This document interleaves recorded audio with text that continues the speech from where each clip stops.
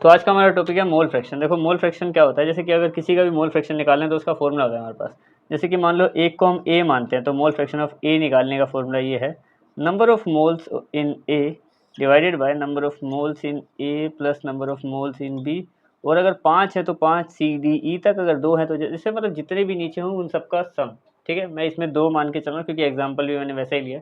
तो एग्जाम्पल देखें, अगर हमें बोला कि 8 gram of H2 hydrogen dissolve in 88 gram of CO2। ठीक है, तो सबसे पहले हम क्या निकालेंगे, मोल्स ऑफ ए निकालेंगे, यानी कि नंबर ऑफ मोल्स ऑफ ए निकालें अगर, तो H2 कितना है हमारे पास यहाँ पे, तो यहाँ पे H है H2 है 8 ग्राम। ठीक है, तो मोल्स कैसे निकालते हैं, given mass by molar mass, यानी कि गिवन मास है 8, मोलर मास होता है 2 H2 का। ठीक है, 2 हाइड्रोजन है, तो मोल्स कितने आ गए इसके, ये आ गए 4 मोल्स, इसके निकाल दिए। अब NB निकालते हैं।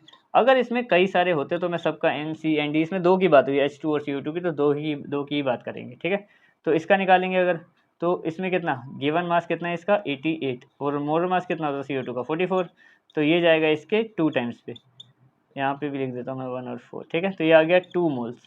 तो अगर मुझे मोल किसका निकालना है, मोल फ्रैक्शन ऑफ, अगर मेरे को मान लो H का निकालना है, यहाँ पे ये मेरी मर्जी है, मैंने इसमें लिखा नहीं है खैर, तो मैं बोल देता हूँ कि चलो H का निकालना है। ठीक है, तो XA, ये सिंबल हम इसके लिए लगाते हैं बड़ा सा X और A, तो यही लगाएंगे हम लोग, number of moles in A plus number of moles in A और B नीचे का दोनों का सम, इक्वल टू A में है कितने 4 और नीचे दोनों का सम 4 और 2 यानी कि 6, तो ये आ जाएगा 4/6। ठीक है, फ्रैक्शन में इसको और कट करेंगे तो ये आ गया 2/3, और अगर बिल्कुल वैसे ले जाना है डेसिमल में तो 0.06 नहीं 0.66।